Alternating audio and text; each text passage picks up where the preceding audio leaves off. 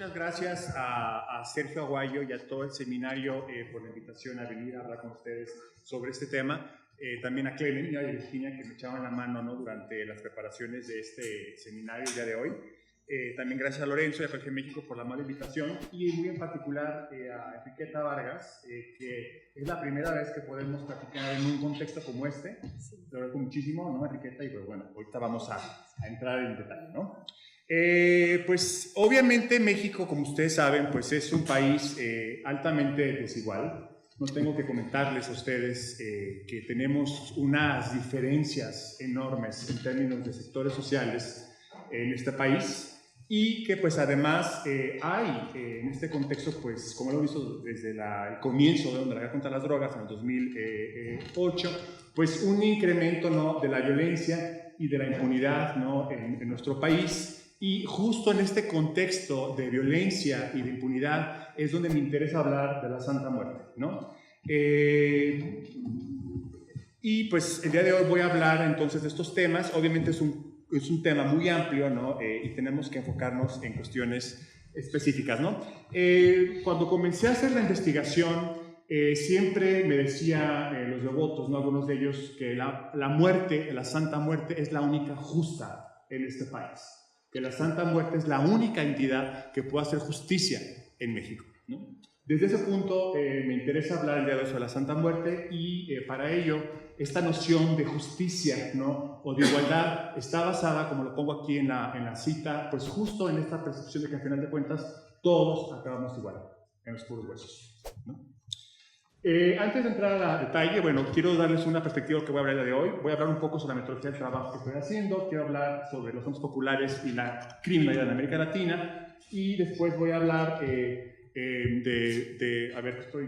tengo que botar la cabeza, de la violencia, los huesos y la muerte en México. Antes de eso voy a hacer un par de señalamientos teóricos con respecto a por qué hay tanta violencia y así llamada criminalidad en México y en otros países del mundo. Y luego hablo entonces del tema de la violencia en nuestro país, para después entrar a la perspectiva ya central de mi libro, ¿no?, que tiene que ver con lo que llamo las geografías culturales de la Santa Muerte, para después comenzar a hablar de los guardianes y las guardianas de la Santa Muerte, entre ellas Enriqueta, ¿no?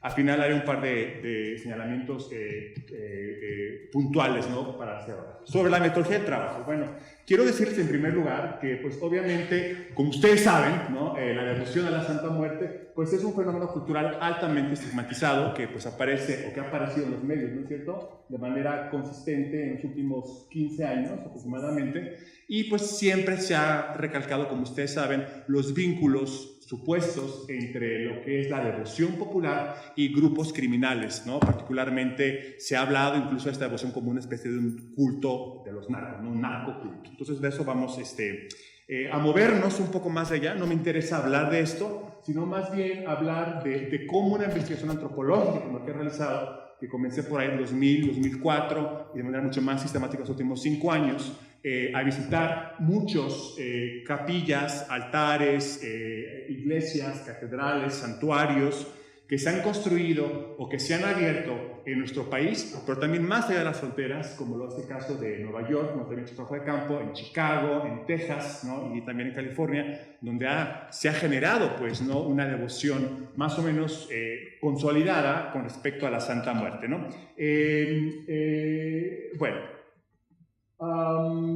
Lo que me interesa entonces, a partir de estos estudios reales, porque mucha gente que escribe sobre la Santa Muerte nunca ha hablado con un guardián, ¿no?, tampoco con un devoto, pero hablo de la Santa Muerte. Entonces, me interesa movernos más allá de este amarillismo. No voy a hablar de si los narcos son o no devotos de la Santa Muerte, sino más bien de cómo la Santa Muerte nos permite entonces a entender un fenómeno tan complejo como esta devoción popular, que nos dice muchísimo de lo que está pasando en nuestro país en términos de la violencia y de la impunidad y de la justicia que se vive todos los días en este territorio, ¿no?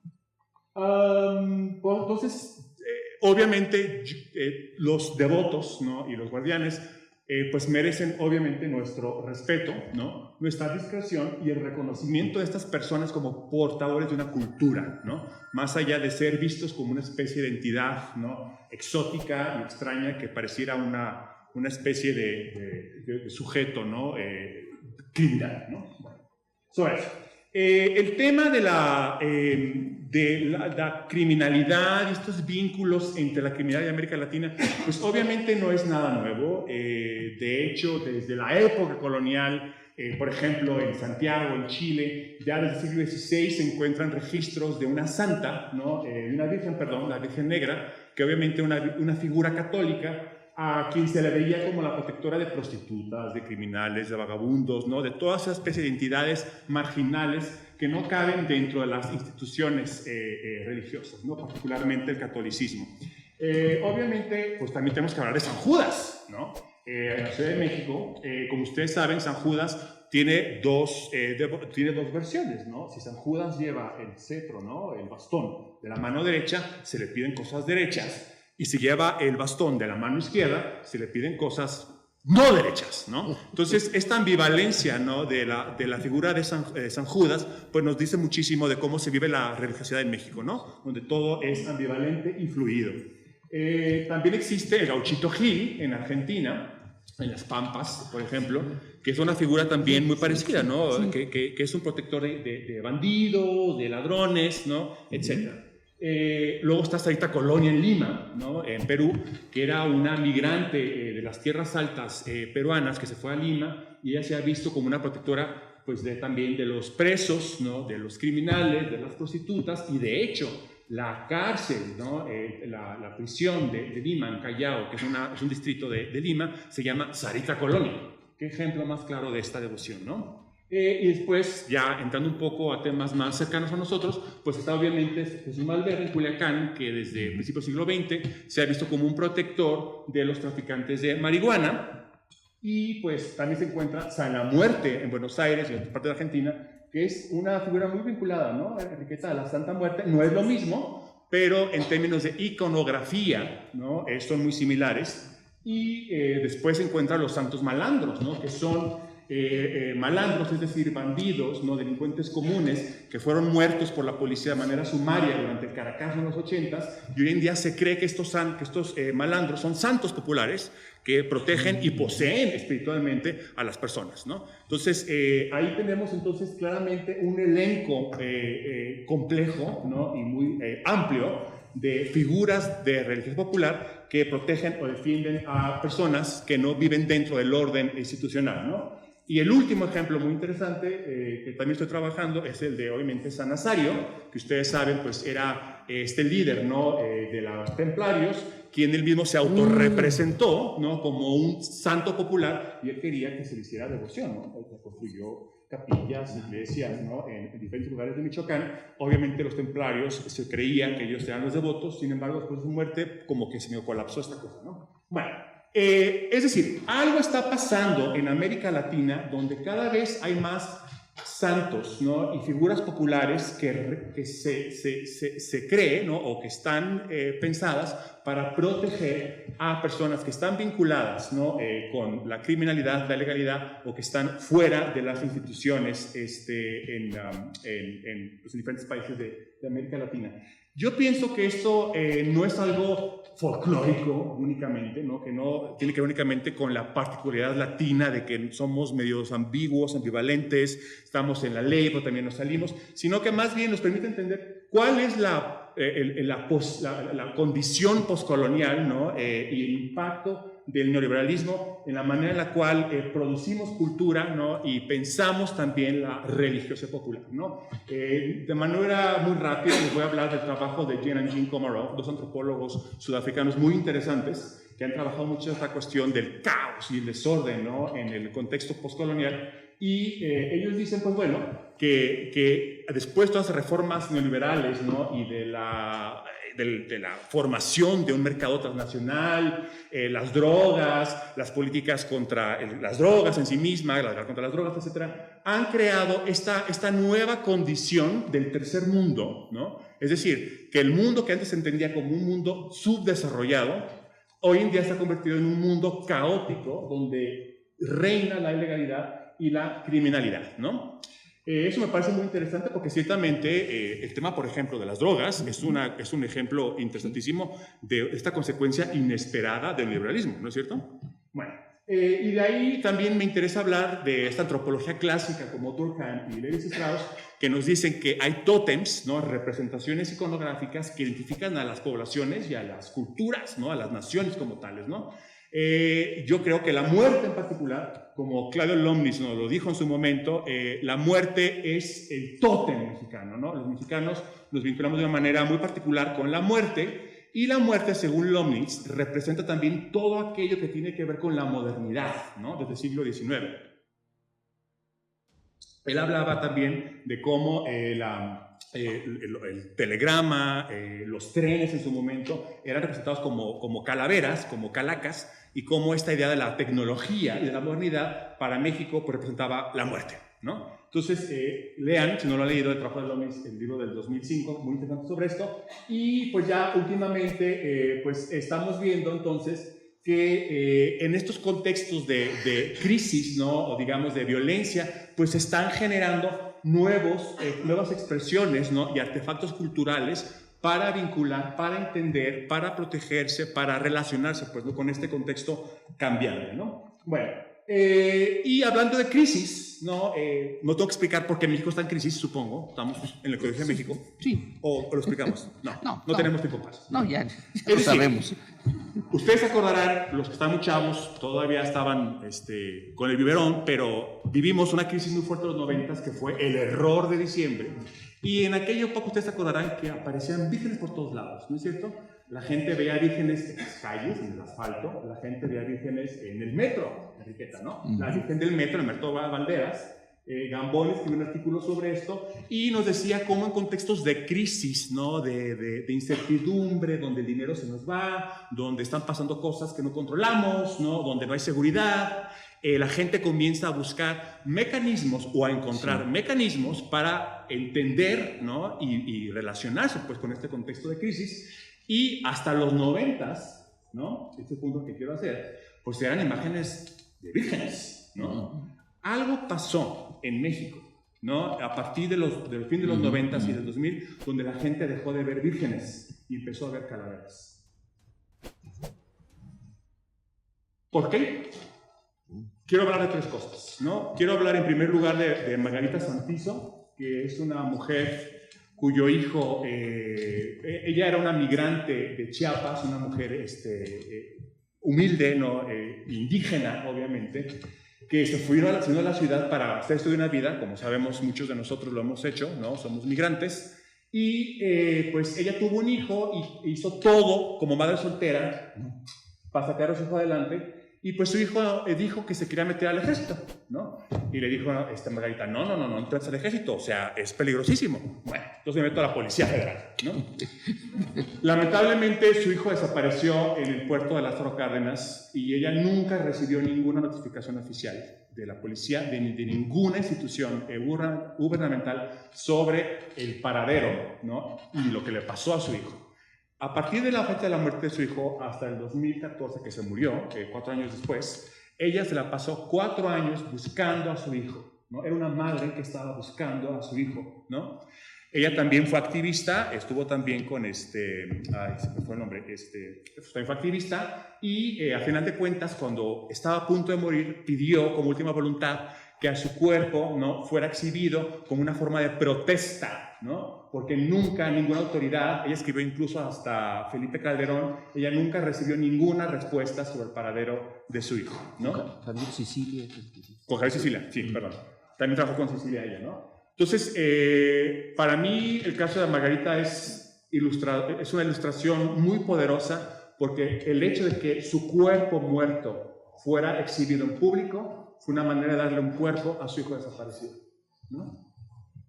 El segundo caso, pues obviamente es Ayotzinapa. Lo que le pasó a Mondragón es terrible, ¿no? No tiene palabras para describir la brutalidad, ¿no? Que estamos viviendo en nuestro país. Y el hecho de haberlo descarnado, de haberle retirado un rostro, también le dio un rostro a todos los miles, ¿no? de desaparecidos en nuestro país.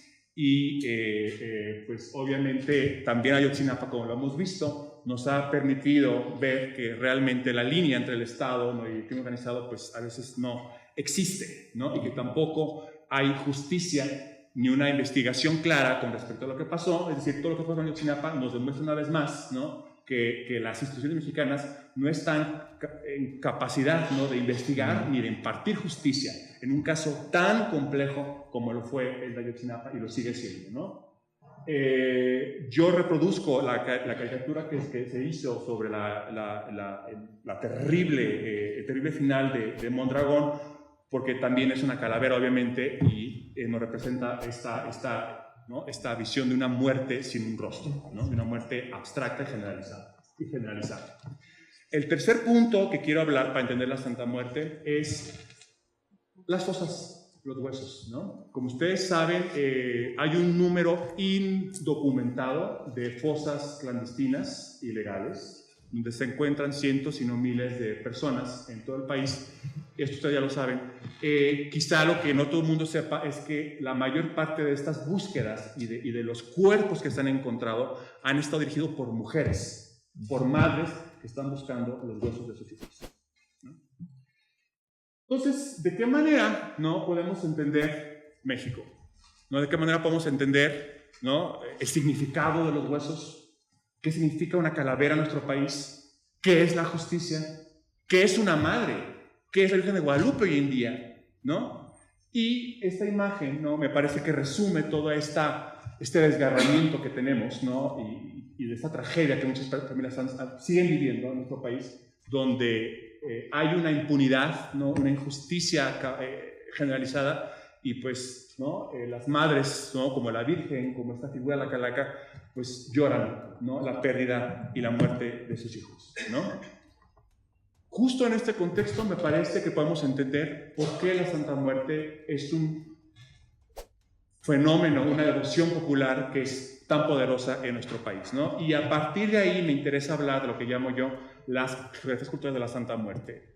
¿A qué me refiero con una geografía cultural? Me refiero a que la Santa Muerte no es una sola cosa, ¿no? La Santa Muerte no es una religión, no está institucionalizada, sino que es una devoción popular, ¿no?, a partir de la cual la gente pide una protección, una ayuda de diferentes tipos, ¿no? También hablo de geografías en plural porque hay diferencias enormes, ¿no?, en términos de los altares, de quién los administra, de cómo funcionan, ¿no? Lo que hace Enriqueta no tiene nada que ver, por ejemplo, con lo que pasa en otras partes de la Ciudad de México, ¿no? Por ejemplo, en la Ciudad de Morelos o en Tepito.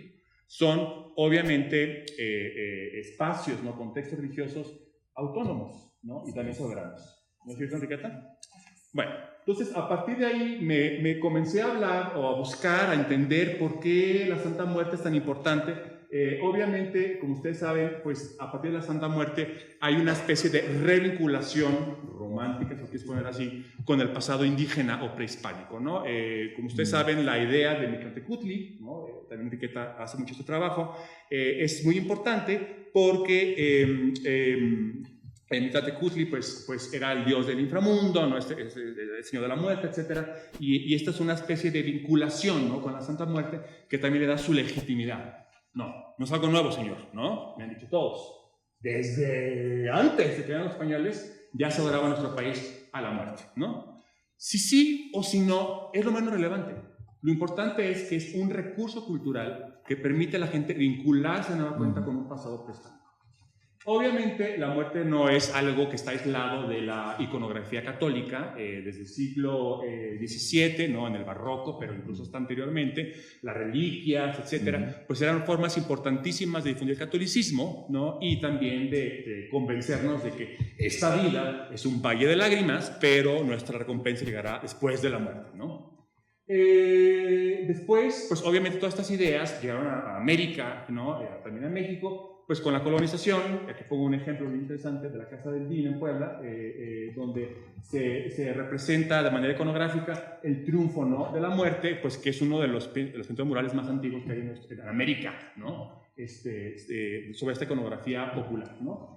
Y pues obviamente todo esto se encuentra vinculado, ¿no?, en esta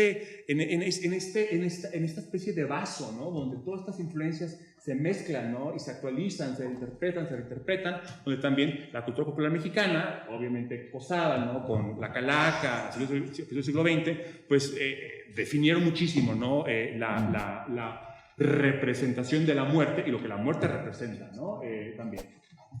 Sobre la Santa Muerte se ha escrito, obviamente, al respecto. A mí me interesa rescatar un par de cositas, ¿no? En primer lugar, quiero decirles que parece ser que la Santa Muerte se vincula a ciertas devociones soques, ¿no? En particular, donde el trabajo de Carlos Navarrete del 82 ya nos hablaba de la devoción a San Pascualito, el Santo Muerto, en Tuxtla Gutiérrez, en Guatemala, que, como les digo, tiene su origen en el siglo XVII, y pues que de alguna manera se vincula, ¿no? Con esta representación de la Santa Muerte. Luego se encuentra San Pascual Rey, que era un santo híbrido que incorporaba, como les decía, religiones o cuestiones católicas con soques, ¿no?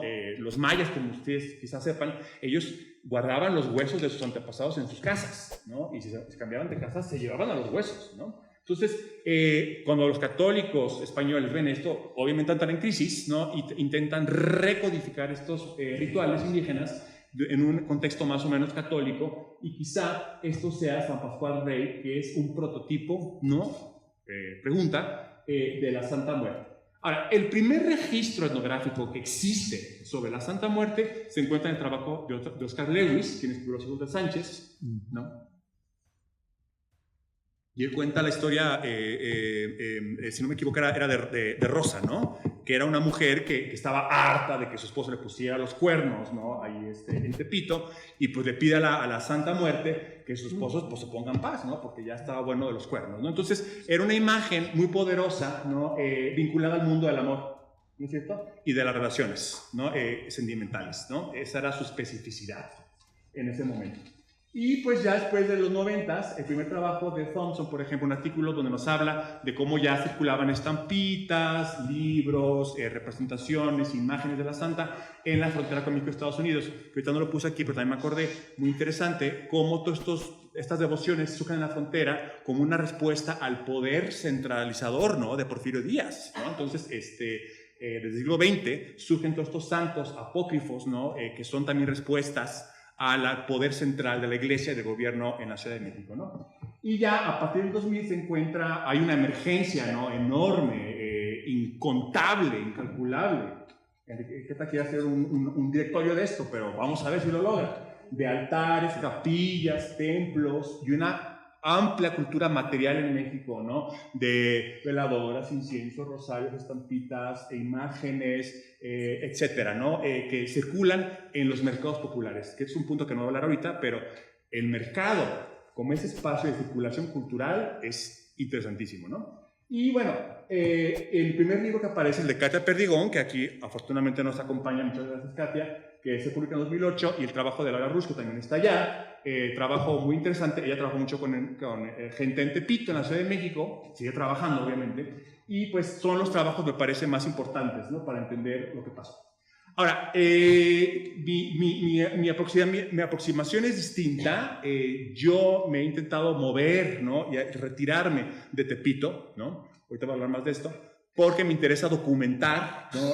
Todas estas geografías que no han sido investigadas hasta el día de hoy, ¿no? Entonces, en ese sentido es un poco la contribución que me interesaría hacer, ¿no? Espero algún día con el libro, de haber documentado estos espacios que nadie más había investigado, que no había una investigación gráfica al respecto, y que pues nos permite entender mucho sobre la Santa Muerte. Y tengo que acelerarme porque si no, no voy a acabar. ¿No es cierto? ¿Cuánto me queda?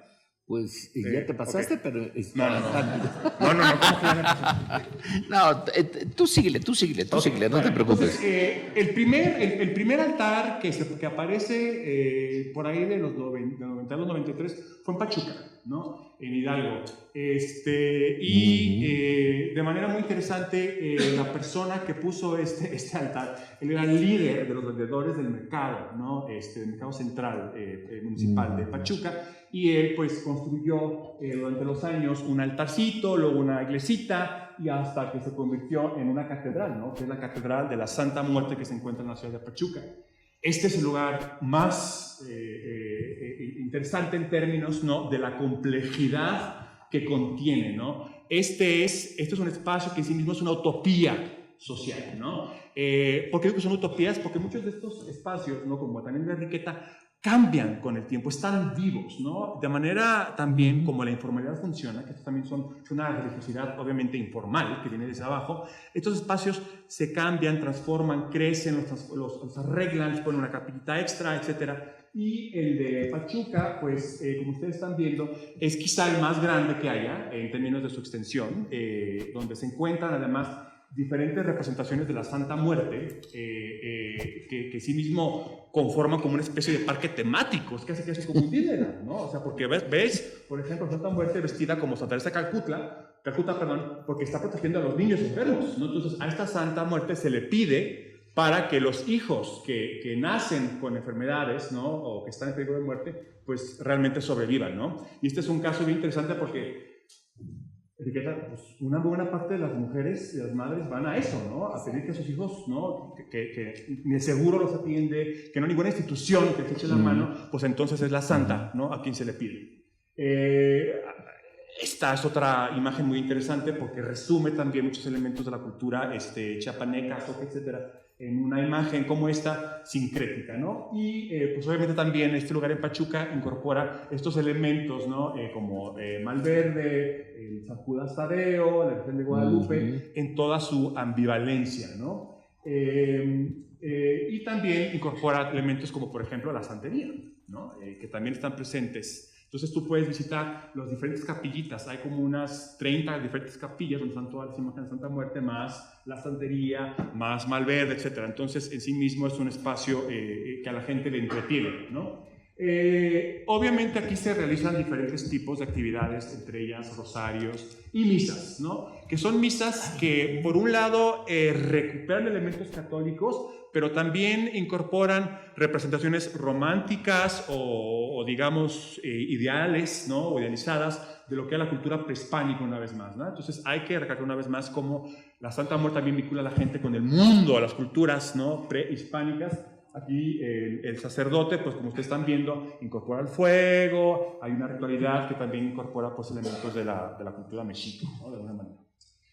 En Guadalajara es otra historia, ¿no? En Guadalajara la historia es un chico, ¿no? Un muchacho que pues aparentemente negociaba con cosas que no debía negociar, él pone un altar y él desaparece, ¿no? Como mucha otra gente, nunca nadie supo nada más de él. La familia ni siquiera quiso poner una denuncia ante las autoridades por miedo a represiones.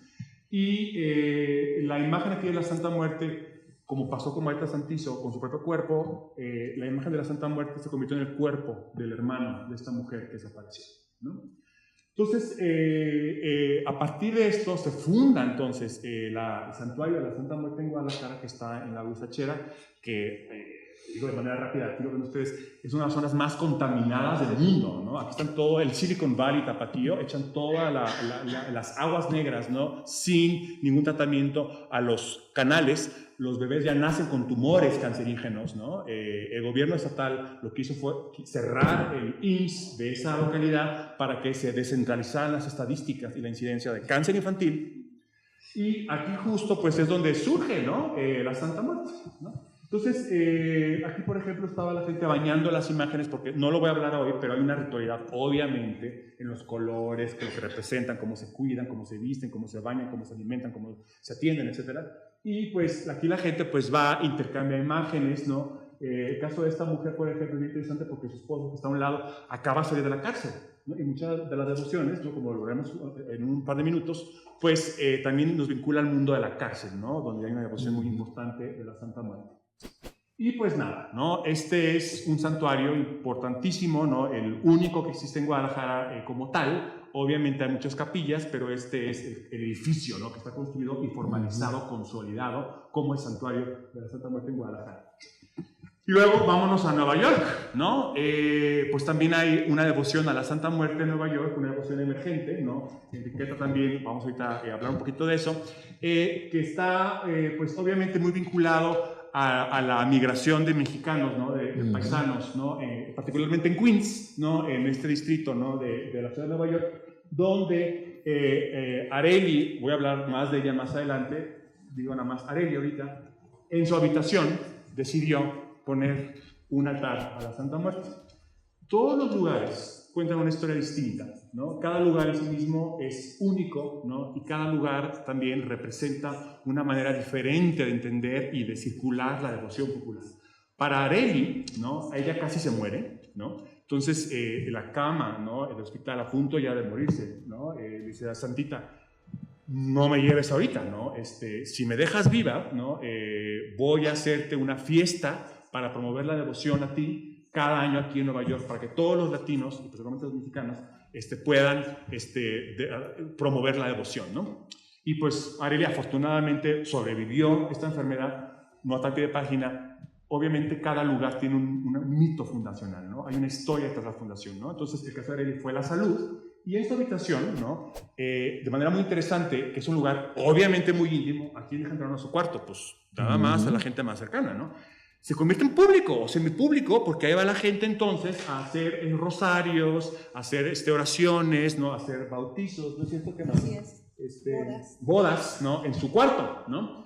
Entonces Arely es una persona muy interesante que voy a decir más adelante por qué, pero en su caso se resume entonces toda esta transgresión o rearticulación de las fronteras entre lo que es mexicano, latino o americano, lo que es público, lo que es privado, lo que es el hombre, lo que es la mujer, lo que es la legalidad, lo que es la legalidad, justo en un espacio, ¿no? Entonces, tu caso es interesantísimo, y ella, esta no es Arely, esta es una devota, pues organiza cada año en agosto, allí en Queens, una gran fiesta donde hay bailantes, hay oraciones, obviamente, a la Santa Muerte, etcétera, etcétera, ¿no? Esto fue el año pasado, y esta es una chava, ¿no? Y puedes ver entonces también los tatuajes, que no voy a hablar de eso, pero hay toda una iconografía en torno a la identidad, ¿no? De los devotos, los santamuertistas, que a veces se llaman así mismos, ¿no? Y pues ahí obviamente hay una parte muy importante de la devoción, ¿no? Y cómo la gente también establece una comunidad como mexicanos a partir entonces de una devoción a la Santa Muerte, ¿no? El último caso que quiero mencionar antes de hablar rápidamente de las guardianes, ¿no? Porque hablo de los guardianes, es el caso de Chicago. Chicago tiene, como ustedes saben, la comunidad mexicana más antigua en los Estados Unidos, de los 40, ¿no? Cuando estaban todos los trabajadores migrantes en la ciudad. Aquí hay una mujer, ¿no? Que dobletea, digamos, ¿no? Con su lugar, porque pues una taquería donde les venden tacos muy buenos, ¿no? De pastor, etcétera. Pero ella también tiene un altar a la Santa Muerte, ¿no? Donde pues todos los devotos que hay en Chicago pueden irse a dar una bendición, ¿no? A dejarle una veladora a la Santita, agradecerle un favor recibido, y pues esta es una manera muy importante, ¿no? También de circulación de la Santa Muerte en la ciudad de Chicago, ¿no? Ella tiene la dorada, que representa entonces el poder económico. No nos sorprende que para un migrante, o para todos, ¿no? Bueno, no para todos, hay una gente que no le importa el dinero, supongo, pero el tema económico es muy importante. Entonces, bueno, los devotos, ¿quiénes son? No tengo tiempo para hablar porque no quiero concentrarme ahorita, pero obviamente son muchos de ellos jóvenes, ¿no? Son hombres que están buscando una protección para su vida cotidiana, su vida diaria. Esto voy a pasar fotos, ¿no? Que he tomado durante los últimos 6 años, ¿no?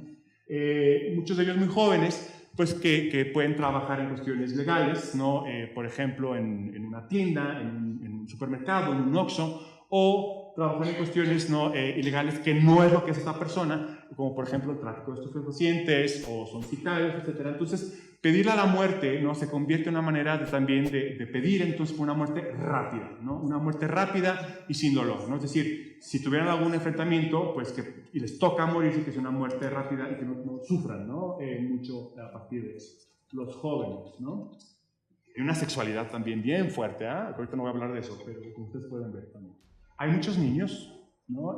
La Santa Muerte es una santa de niños, ¿no? De niños que nacieron muy enfermos, que nacieron con soplos en el corazón, que tuvieron muchas enfermedades, etc., ¿no? Es una imagen también que protege mucho a las niñas, ¿no? Adolescentes, y también pues a todas las entidades de género, ¿no? O minorías sexuales que no caben en una categoría, como pueden ser, por ejemplo, los transgénero, ¿no? O prostitutas transexuales, transgénero, que también, o parejas del mismo sexo que también encuentran una aceptación, ¿no? Como dice Enriqueta, y toda la gente lo dice, aquí todo el mundo es bienvenido. Por eso es que estos lugares son una utopía social, ¿no? Aquí todo el mundo se puede aceptar, ¿no? Los guardianes. Como ya lo dije, mi interés con este libro, o bueno, con mi investigación, es mover un poquito de etiqueta, ¿no? Que Romero, que pues es obviamente la figura más carismática en términos de la representación de los medios, ¿no? Porque está más visible, pero pues no es la primera, ni tampoco es la única, ¿no? Entonces a mí me interesa hablar de casos como el de Enriqueta, que tienes una historia muy particular, ¿no? Que desde que nos conocimos, te agradezco muchísimo, ¿no? La confianza que me has dado para hablarnos porque tú eres una madre que también tuviste un hijo, ¿no? Y justo al buscar a tu hijo encontraste la devoción, ¿no? A la Santa Muerte, ¿no? Areli era un hombre cuando llegó a los Estados Unidos. Él viene de Guerrero y como muchas otras personas que son minorías sexuales no pudo vivir más en su pueblo ni con su familia. Se tuvo que ir y llegó a Nueva York, pues como mucha otra gente, ¿no? Sin papeles, sin dinero. Y en este proceso, ¿no? de encontrarse una vida, pues se dio cuenta de que realmente él quería ser, ¿no? Él había siempre sido una mujer, ¿no? Y comienza entonces a pasar por todo este proceso de reasignación, ¿no? De su identidad de género en particular. Y ella hoy en día ha ganado justo legitimidad, ¿no? Socialmente, a partir de ser una guardiana de la Santa Muerte, ¿no? Y su caso se me hace interesantísimo, ¿no? Porque resume toda esta ambigüedad, la ambivalencia, los cambios que vivimos hoy en día en términos de lo que es el género, la sexualidad, la nacionalidad, la legalidad y el estatus legal de uno como ciudadano, ¿no? Una figura como la de Areli, que es bien, bien interesante. No puedo hablar más de ese caso porque quiero hablar también de Ángel, ¿no? El de Guadalajara. Su esposa, como ya les dije, su hermano desapareció y cuando abrieron el santuario, pues se dieron cuenta de que era una manera de ayudar a mucha gente que está saliendo de la cárcel o que está en las drogas o que está desahuciada o que no encuentra chamba o que le pagan $1,000 al mes para trabajar como guardián, como vigilantes en el Walmart. Entonces, el santuario se ha convertido en un lugar de encuentro donde él puede ayudar a la gente. Y Ángel, que es católico todavía, se define como tal, y con esto rompo el mito de que el catolicismo, o lo que se llama catolicismo, y la devoción de Santa Muerte están en contra y que son cosas completamente opuestas, porque no es cierto. Hay católicos que también tienen toda Santa Muerte. Él ha comenzado a aprender cómo manejar las energías, ¿no? El chamanismo, y curar a las personas a partir de la Santa Muerte, ¿no? Aquí le tomé la foto a Ángel, esto fue el mes pasado, ¿no? En mayo, ¿sí? Y pues este es el altar principal que está en la parte posterior del santuario, donde él atiende personalmente a los devotos, ¿no? Para ayudarlos, ¿no? El último caso es de Arnulfo, que es un caso bien interesante. Él tiene su santuario en Puebla, ¿no? En el centro, y él es un hombre de Veracruz, ¿no? Que pues, tuvo una vida muy azarosa, ya saben, ¿no? El alcohol, el rock and roll, las drogas, etc. Y gracias a la Santa Muerte, él dice que él pudo dejar la vida loca, digamos, ¿no? Y meterse otra vez en el carril, y a partir de entonces, pues, pensó en que una manera también de sobrevivir, pero también de ayudar a la gente, ¿no? Porque obviamente, lo digo de manera sumaria, estas personas también viven, ¿no? En buena parte de lo que están haciendo, como todos los demás ministros, ¿no? Y profesionales viven lo que hacen, ¿no? Entonces, Arnulfo, pues, se dio cuenta de que con la Santa Muerte, además, también podía recuperar muchas de las cosas de su mamá y de su abuela, porque ya eran curanderas de Veracruz, ¿no? Entonces él ha estado incorporando estos conocimientos familiares, ¿no? Que no puedo ahorita explicar a detalle, porque no queda tiempo, pero él abrió entonces la primera iglesia, ¿no? En la Santa Muerte en la ciudad de Puebla, y pues ahí está haciendo sus fiestas, ¿no? Cada año, el Día de Muertos, ¿no? Y también pues tratando, ¿no? De promover la devoción a la Santa Muerte, ¿no? Arnulfo. Bueno. ¿Qué nos dicen todos estos casos? ¿No? Nos dicen muchas cosas, ¿no? Hasta me brinqué todas mis notas, ¿no?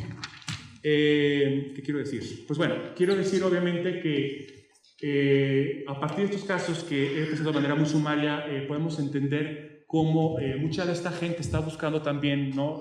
Los desaparecidos, ¿no? Son familiares de personas que han sido secuestradas o que han sido asesinadas o que no saben dónde están, ¿no?